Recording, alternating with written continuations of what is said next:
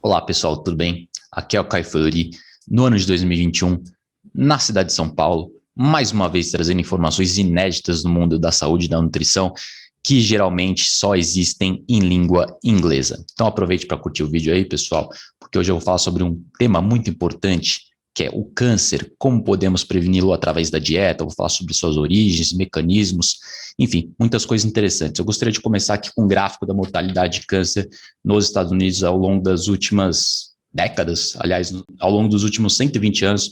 Como vocês podem notar, o aumento exponencial e contínuo, na verdade, um aumento contínuo do número de câncer, de casos e mortalidade ao longo dos últimos 120 anos. É uma tendência que vem acontecendo aí há mais de um século, provavelmente 2 séculos ou mais.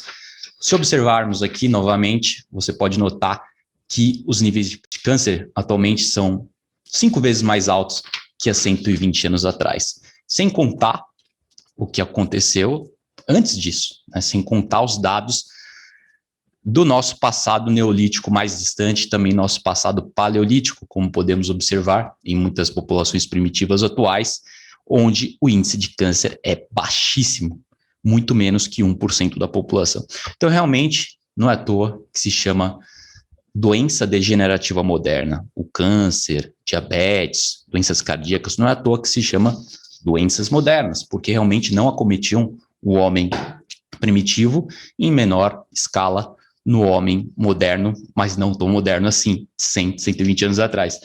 Então, já aproveitar e mostrar o gráfico do diabetes aqui também, ó, para você ver que, em parte, o câncer aumentou por conta da expectativa de vida, que aumentou, mas se ajustarmos a expectativa de vida, mesmo assim, o câncer está 4 vezes mais alto que antigamente. Muito, muito mais alto. Esse aqui é o gráfico da diabetes. Diabetes, em 1980, no comecinho, em torno de 2% da população americana era diabética. Agora, 10% da população diabética. Então, isso tudo vem em consonância, esse aumento de câncer, aumento de diabetes, em consonância com o aumento da obesidade. A piora dos hábitos de vida da população moderna, né, não é nem fast food, porque você vê que é uma tendência que vem lá de trás. Claro, 1980 foi fast food, mas muito antes disso, com o advento da agricultura, em seguida, com o refinamento dos grãos, grãos processados, açúcar. O açúcar era uma coisa consumida por populações ricas, famílias ricas, era coisa dos nobres, né? Depois virou matéria-prima barata, acharam uma forma de refiná-lo e assim seu consumo foi espalhado e aumentado exponencialmente. Atualmente, o brasileiro, o americano, come mais 100 gramas de açúcar por dia. Isso é muito. Antigamente, era menos de 10 gramas. E antes disso, nem existia consumo de açúcar. O consumo de açúcar era através de frutas. Então, era um consumo bem moderado, eram alimentos inteiros, alimentos ricos em fibras e nutrientes, fitonutrientes, antioxidantes, enfim, um monte de coisa. Mas, mais adiante nessa questão do câncer, né, eu estou lendo 2 livros muito interessantes no momento sobre o assunto. Um é do Jason Fung, que se chama O Código do Câncer, e outro é do Travis Christofferson, que é o The Fourth Fuel, o quarto combustível. Qual é o quarto combustível? Temos carboidrato, temos proteína, temos gordura e temos cetose. Sim, gordura através da dieta cetogênica, energia através da dieta cetogênica, gordura como a nossa principal fonte de energia, uma fonte de energia alternativa e superior, muito superior. Então você vai descobrir por que a cetose é uma fonte de energia superior. Mas esse livro aí do Travis Christofferson eu já li antigamente, é um livro muito completo, também há outros livros sobre esse autor, é um dos melhores sobre o tema, sobre câncer e dieta low carb, e não é à toa que estou relendo. Então, nos últimos 100 anos, nossa compreensão do câncer passou por 3 grandes mudanças de paradigma. A primeira é que consideramos o câncer uma doença de crescimento excessivo. Então, crescimento excessivo é a origem do câncer. Certamente isso é verdade, mas não explica por que o câncer cresce. Por que o câncer cresce? Vou te explicar. Em seguida, consideramos o câncer uma doença de mutações genéticas, que são acumuladas por conta do crescimento excessivo também. Então, mutações genéticas em decorrência do crescimento excessivo. Fato. Só que certamente não explica por que o câncer cresce.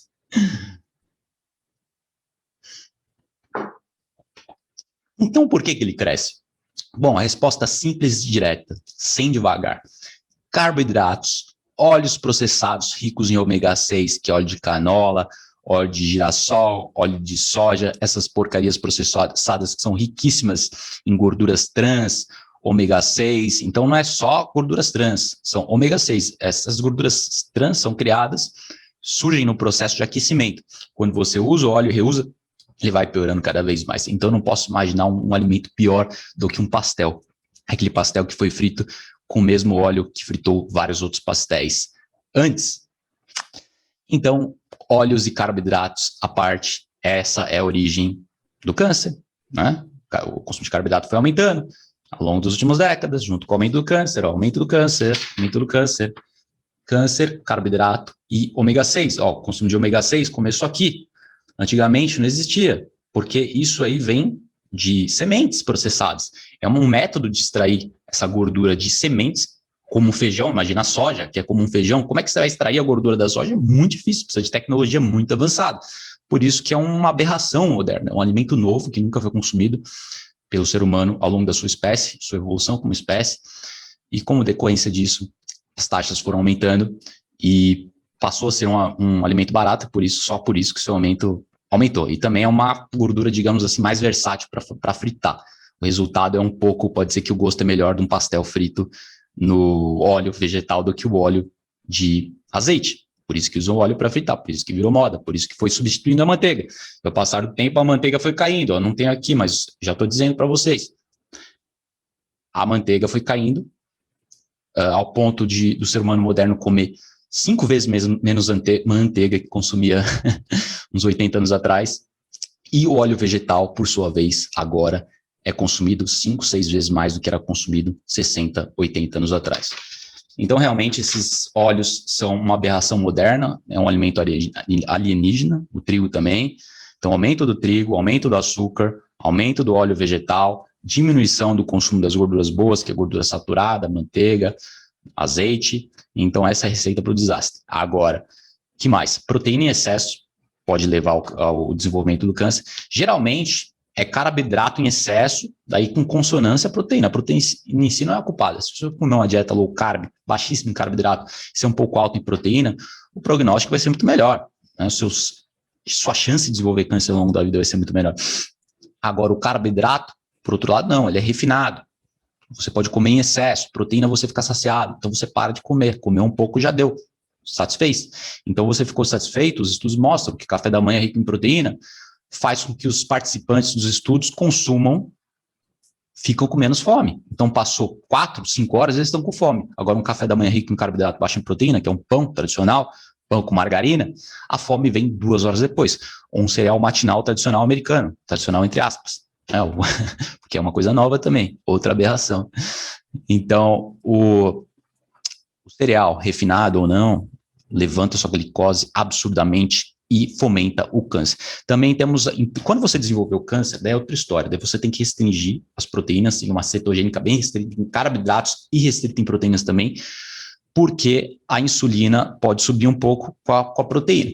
Então, assim, num contexto de vida saudável, proteína não é um problema. Agora, no contexto de câncer, daí você precisa cortar o mal pela raiz, que é o combustível do câncer. O combustível do câncer é o carboidrato, é a glicose e a glutamina, que é a proteína, um aminoácido das fontes de proteína, animais ou vegetais que seja, deve ser reduzida dramaticamente quando você está com câncer. Quando você não está com câncer, daí beleza, é só seguir uma low carb que já está bom. Né?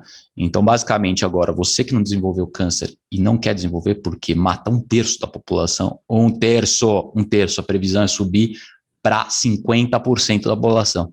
Né? Então, a gente fica pensando aí em vírusinho da moda, que mata 2% da população, e enquanto isso, o câncer mata 1/3 da população, doenças cardíacas mais 1/3, temos Alzheimer, que também mata em torno de 7 a 10% da população, e pneumonia e várias coisas do tipo. Mas todas têm a mesma origem, que é disfunção metabólica, que ocorre por conta do excesso de carboidrato, óleos vegetais, sono prejudicado, ciclo circadiano prejudicado, diabéticos que Pessoas são muito mais prováveis de serem diabéticas, se tornarem diabéticas em turnos noturnos. As pessoas que trabalham como enfermeiras, médicos à noite, têm um perfil metabólico muito inferior e a doença passa a existir. Então, fica muito mais propenso a desenvolver doenças quando trocamos a noite pelo dia. Então, a inflamação deve ficar ao máximo, mais baixo possível. Glicose mais baixa possível, porque a glicose baixa vai reduzir a inflamação. Às vezes você tem a glicose um pouco mais alta e a inflamação baixa, o que é bom, mas o ideal é reduzir ambas, a glicose e a inflamação, porque a glicose é o alimento do câncer. Como é que você mede sua glicose? Você pode fazer um exame, claro, vai medir a média da sua glicose ao longo dos últimos 3 anos, que é a hemoglobina glicada, e também temos o exame de glicose sanguínea, que você tem uma maquininha que você compra para diabético e vai medindo, vai fazendo furinho no seu dedo e acompanhando a sua glicose ao longo do dia. Melhor ainda é o quê? É um medidor de glicose sanguíneo contínuo. CGM, que se chama. A marca específica é Freestyle Libre. Tem outras marcas, mas a que eu conheço bem que funciona é essa. Freestyle Libre. Você pode comprar na farmácia por R$250 e é muito interessante você usá-lo por um tempo determinado, digamos 2 semanas, uma vez por ano, uma vez a cada semestre, ou mesmo uma vez na vida, que vai permitir com que você entenda seus padrões de glicose, suas flutuações do açúcar sanguíneo ao longo do dia. Então, vai permitir com que você consiga ter um feedback perfeito na mesma hora. Você entra no aplicativo, o que é? Um aparelho que você prende aqui no seu braço, usa ele por 2 semanas, é para diabético, mas se você quer reduzir seus níveis de câncer, suas chances de contrair essa doença terminal, realmente você deve fazer isso, nem que seja 2 semanas da sua vida, porque aí você vai entender como manter a sua glicose o mais baixo possível, que seria uma hemoglobina glicada de 4,6. Então, fique abaixo de 4,8 para você reduzir seu nível de câncer ao máximo. Então, você vai reduzir seu risco ao máximo. Então, isso corresponde a uma glicose média aí de umas 85 miligramas por decilitro, média diária. Então, você vai acompanhar no aplicativo, você vai prender no braço, acompanhe no aplicativo, uma vez ao dia, 2 vezes ao dia. Daí você vê que no almoço pode estar subindo demais sua glicose, pode estar comendo carboidrato demais, pode estar aumentando demais na janta, pode estar aumentando demais no café da manhã. Então, você vai corrigir seu erro, manter sua glicose estabilizada. E a proteína, você vai moderar. Ou seja, não vai passar de 120 gramas de proteína por dia. Se você é um atleta, beleza, 120, 130, eu como isso, 130, 140 atualmente, sou um atleta. Se você não é, daí é mais perto de 100, 90, mas aí você tem que fazer o cálculo, que é em torno de 1,3 gramas de proteína por quilograma de peso. Se você é um esportista assíduo, com mais frequência, se você faz 4 vezes na semana, exercício pode ser 1,4, 1,3. Se você faz várias vezes como eu, pode ser 1,5. Só fazer um cálculo, 1,5 de gramas de proteína por quilograma de peso. Então, uma pessoa que pesa 70 quilos seria em torno de 105 gramas de proteína por dia. E um filé de carne tem em torno de 30 gramas de proteína. Um filé de frango tem em torno de 30 gramas de proteína. Peixe também, 25. Então, você imagina que isso equivale aí a umas 300 gramas de peixe por dia, carne ou frango, né? Mas talvez os ovos possuem menos proteína, 7 gramas de proteína por cada ovo, né? 14 gramas de proteína, 2 ovos. Então, vai calculando aí, vai acertando na proteína, vai acertando no carboidrato, mas siga tudo que eu estou falando. E antes de eu te explicar, porque eu quero te passar os mecanismos, eu já estou começando com as dicas práticas, para você já começar a fazer de vez, sem errar. Agora eu quero te explicar o que acontece com o efeito Warburg. O efeito Warburg é o efeito... Warburg basicamente é o cara mais importante do mundo no que diz respeito ao câncer. O Otto Warburg. E o efeito Warburg é o efeito pelo qual o câncer se alimenta de glicose através de uma via respiratória anaeróbica. Então, metabolismo anaeróbico que faz com que o câncer se prolifere e cresce para sempre. O câncer não para de crescer, ele cresce para sempre, a não ser que você corte o mal pela raiz, que é a sua energia, a glicose. Senão ele vai crescer para sempre, porque ele se alimenta de glicose por uma fonte chamada metabolismo anaeróbico. Então, o Warburg, só para você conhecer um pouco mais sobre ele, era amigo de todos os grandes físicos e químicos alemães da época. É um cara que viveu aí, que criou sua teoria, ganhou o prêmio Nobel de 1931, se eu não me engano.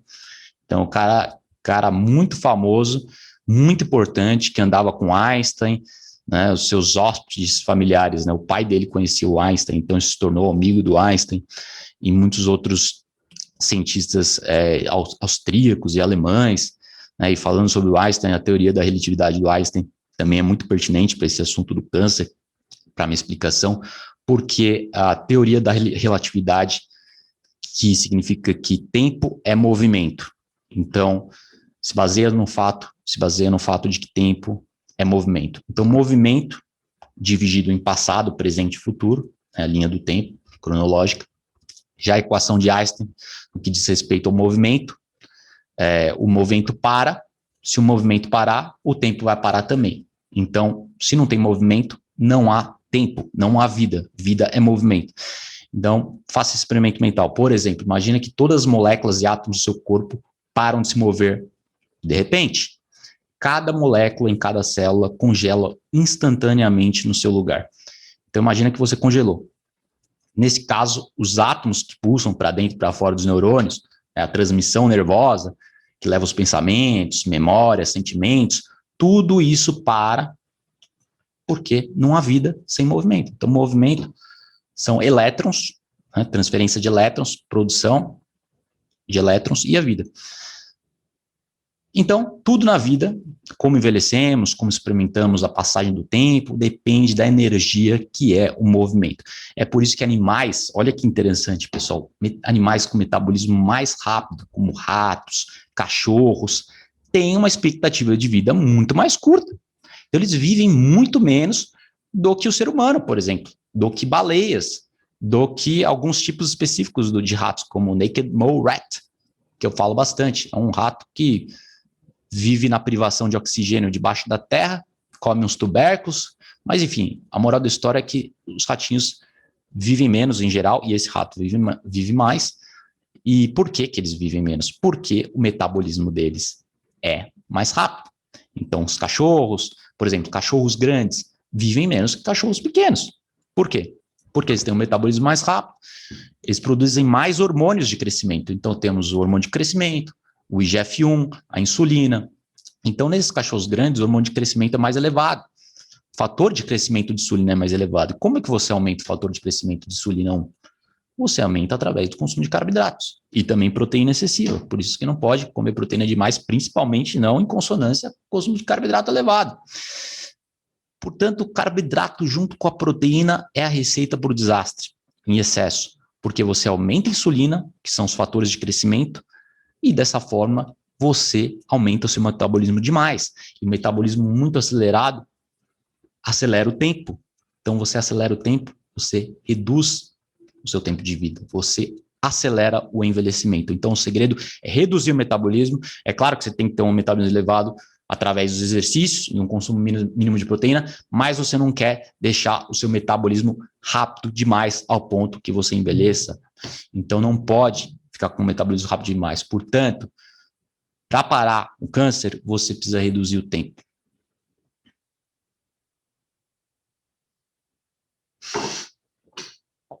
Lembre-se, pessoal, metabolismo é energia rápida. Vou resumir. Pois é movimento. Então, movimento é metabolismo, por isso o tempo passa mais rápido, com o metabolismo mais rápido, e o câncer é consequência do metabolismo rápido demais. Então, o metabolismo rápido demais, novamente, acelera o envelhecimento, gera uma série de funções metabólicas do organismo, o próprio câncer, além de doenças cardíacas, outras coisas, são consequências do metabolismo muito alto, glicose alta, estresse oxidativo, produtos finais de glicação avançada, glicose elevada, causa tudo isso, envelhece os tecidos. E, portanto, reduz o tempo, reduz o câncer, viva mais.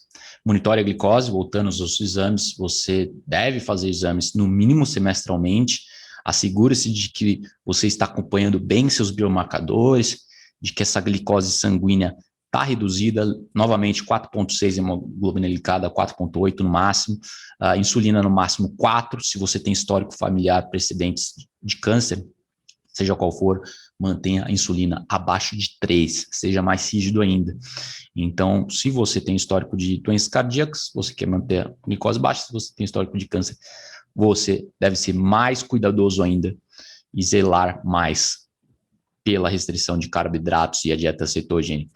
Então, tudo isso vai te trazer uma saúde excelente. Lembre-se, PCR, proteína C ativa, inflamação, mantenha ela abaixo de 0,05. Então, sua inflamação tem que estar baixa, em consonância com a glicose e a insulina baixa.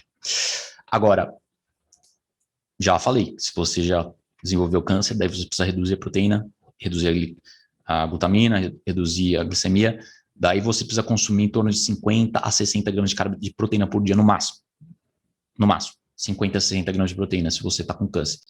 Então, basicamente, você quer fazer o jejum intermitente sempre, e se você está com câncer, os estudos mostram claramente que o jejum intermitente reduz dramaticamente o tamanho do câncer, principalmente nas fases iniciais, claro, onde não há metástase. Então, na fase 1, fase 2, até mesmo fase 3, se mostrou eficaz no tratamento, restrição calórica severa, mas principalmente restrição de proteína e carboidrato, e com jejum intermitente diário, o jejum também de 48 horas, se mostrou extremamente eficaz. Quem fez estudos do tipo foi o Walter Longo, o Dr. Walter Longo, cientista famoso, especialista em longevidade, que colocou seus participantes dos estudos fazendo jejum de 48 horas antes das sessões de quimioterapia. Então, o ideal é manter um espaçamento entre as sessões, claro, siga as sugestões, recomendações dos seus médicos, mas quando o câncer não está muito elevado, você fazer uma quimioterapia com espaçamento maior e entre as sessões o jejum de 48 horas, que se mostrou extremamente potente nos estudos. Então, estudos com seres humanos, estudos com ratos, mostram que o câncer é cortado pela metade em um mês, fazendo o jejum de dias alternados, ou seja, jejum de 24 horas num dia, consumo normal no dia seguinte. Então, tudo isso por conta do efeito Warburg. Com o efeito Warburg, a glicose aeróbica é menos eficiente em termos de energia. Então, o câncer requer mais energia para manter o metabolismo. O câncer tem um metabolismo fortíssimo, muito elevado. E é um metabolismo de glicose, que só sabe usar glicose como energia, né? E a glutamina também. Então, esse metabolismo anaeróbico é o alimento do câncer, e as células cancerosas expressam muito mais transportadores de glicose na sua superfície celular. Então, as células cancerígenas ou cancerosas, como você quiser chamar, possuem muitos transportadores de glicose na sua superfície, que se chamam GLUT.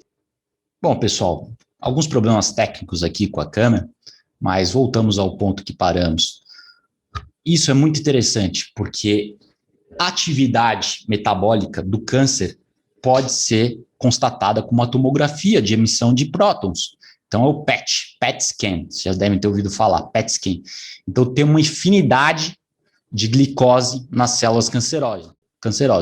Então, é injetado um marcador radioativo no corpo. Então, tem um marcador no corpo que vai estar lá circulando no sangue, e as células têm tempo para absorver esse marcador radioativo. Então, vai aparecer na imagem um verdinho, uma cor colorida, onde tem atividade cancerosa.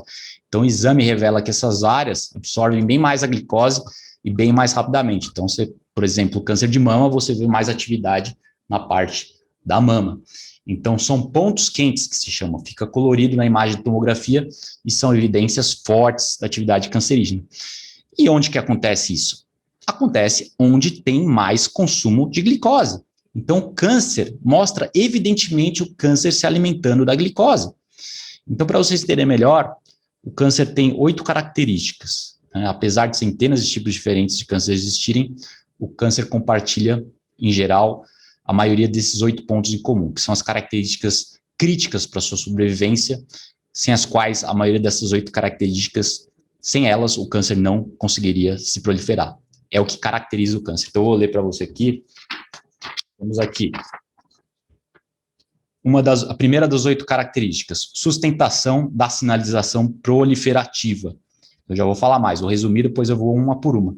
Resistir à morte celular, evasão de supressores de crescimento, permitir a imortalidade replicativa, indução de angiogênese, que é o crescimento de vasos sanguíneos, ativando a invasão e metástase, ou seja, metástase, desregulando a energia celular e, por fim, a evasão da destruição imunológica, que é o impedimento da destruição imunológica. Então, vamos uma por uma, começando com a sustentação da sinalização proliferativa. Então, o que acontece? Tem um crescimento anormal, né, do câncer, como eu falei para vocês, o câncer, ele cresce infinitamente, daí esse crescimento anormal pode ocorrer se os protogêneses, que são genes de crescimento, então esses proto-oncogenes, que são genes de crescimento, quando eles são excessivamente ativados, o crescimento anormal ocorre. Então, temos genes supressores de tumor que são suprimidos. Então, o que acontece? Os genes do crescimento são ativados, número 1, e número 2, os genes supressores de tumor são suprimidos. Então, você tem um pé no acelerador, com os genes de crescimento ativado, e você tira o pé do freio com os genes supressores de tumor suprimidos. Então, você ativa a proliferação e desativa o freio. Então, número 1. Agora, número 2, invasão supressores de crescimento, que é impedir a supressão de crescimento, voltando ao mesmo ponto. Alguns dos genes mais comumente afetados no câncer são genes supressores de tumor. Então, tem um gene chamado P53, que representa em torno de 50% de todos os cânceres humanos, e esses genes supressores de tumor são desativados no câncer. Também, número 3, resistir à morte celular. O crescimento geral do tecido é simplesmente a diferença entre quantas células são criadas e quantas células morrem. Como eu falei, o câncer cresce infinitamente para sempre. Ele não para. Só quando você morrer que ele para de crescer. Ou por meio da supressão da glicose. É como trocar o óleo do motor. Você tem células, só células normais, elas trocam toda hora. Tem células que vivem mais tempo, tem células que vivem menos, o intestino vive menos, o osso também vive menos, mas tem vários tipos de células. Células vermelhas da sua hemoglobina glicada duram 3 meses, então tem células que são renovadas mais rapidamente, então células que são renovadas um tempo mais longo. No entanto, todas elas são renovadas. Já o câncer não. O câncer, ele não troca de célula, ele continua crescendo, por isso que ele não se repara. Então, é como trocar o motor do óleo. O câncer não faz a troca. E isso permite a imortalidade replicativa. E as células normais têm um limite de replicação, que se chama limite Hayflick, no qual elas não podem se dividir mais. Então, chega uma hora que você morre, porque você não consegue dividir mais, não consegue fazer divisão celular mais. Já as células cancerígenas se reproduzem eternamente. Então, quando essas células normais sobrevivem à vida útil, elas são mortas e substituídas, como eu falei, precisam ser renovadas ao longo da vida. A célula cancerígena vive eternamente. Mecanismo número 5, indução de angiogênese. A angiogênese é a criação de novos vasos sanguíneos. Então, imagina que são novas estradas para o câncer, novos caminhos para transportar sua energia ao longo do corpo. Por isso que há metástase. Primeiro, ele cresce num tecido específico, num ponto fixo, num órgão, e depois ela se espalha. Na fase 3, fase 4, começa a metástase. Então, através da angiogênese, crescimento e de novas estradas, construção de novas estradas, novos vasos sanguíneos, capilares, o câncer consegue se proliferar através do corpo todo. Então, as células cancerosas quase que universalmente usam a via glicolítica e menos a via de oxigênio. Então, eles não conseguem utilizar oxigênio, por isso que é uma fonte anaeróbica de energia. Por fim, vai ativar a metástase e também vai desregular a energia celular. Então, vai causar disfunção mitocondrial. Disfunção mitocondrial quando suas mitocôndrias param de funcionar. Então, as células saudáveis do corpo começam a funcionar com deficiência, o mecanismo de produção do corpo é afetado, enquanto isso, as células cancerígenas se proliferam. E, por último, invasão da destruição imunológica. Então, o corpo não consegue mais destruir as células cancerígenas. O sistema imune, quando o câncer está controlado, ele está sendo combatido.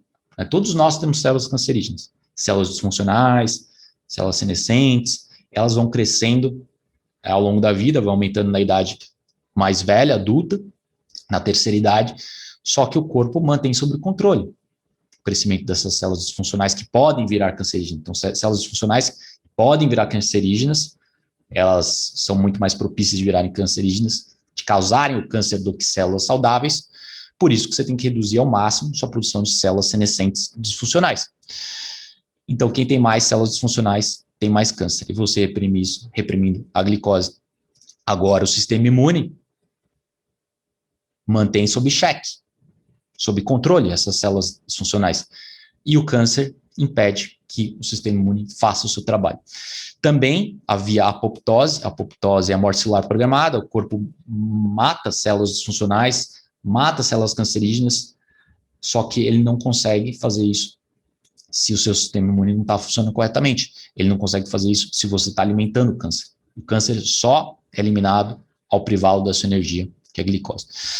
Então temos a disfunção mitocondrial e o efeito Warburg, que é a raiz do problema do câncer.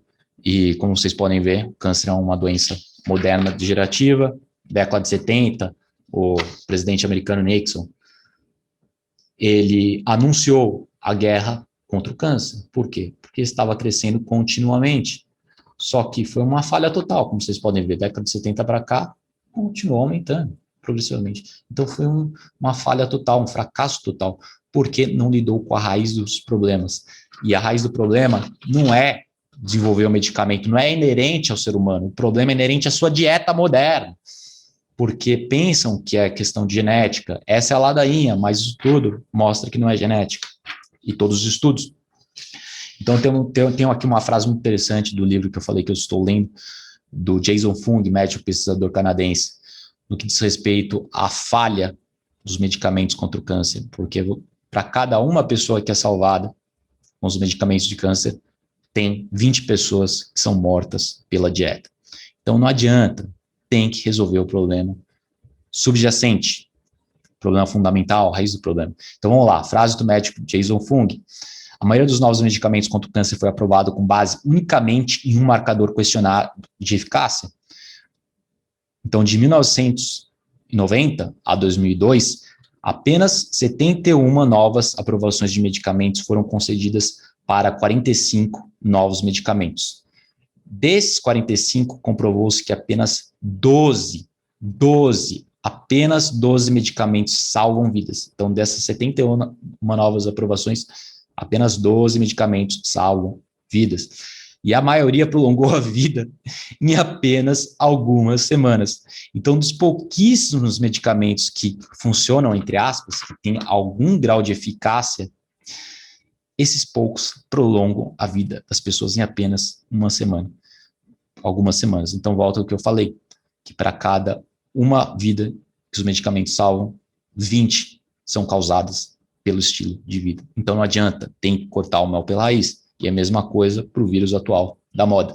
Então, a matemática é estranha, em suas palavras. 691 descobertas é igual a 71 aprovações de medicamentos contra o câncer, que é igual a 45 novos medicamentos, que é igual a 12 medicamentos que mal prolongam a vida dos pacientes. Então, todos esses anos de estudos para nada. Né? Isso é hipérbole. Algum benefício tem. Só que o problema é o risco moral. O que é o risco moral? Você aceitar que o câncer é genético, que isso é uma afirmação totalmente falsa, e não lidar com a raiz do problema.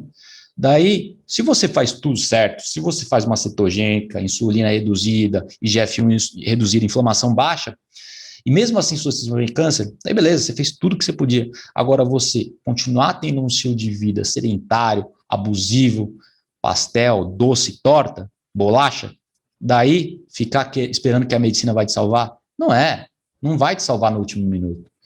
Então, a moral de história é essa, pessoal. É muito, muito simples mesmo. Corte o mal pela raiz, faça tudo o que você pode, que você provavelmente vai ter uma probabilidade muito menor de desenvolver essa doença, muito perniciosa. Você vai ter um risco mais parecido com nossos ancestrais, que é muito mais reduzido. Nossos ancestrais neolíticos e nossos ancestrais primitivos, que esses sim tinham saúde absolutamente excepcional. Até a próxima, pessoal.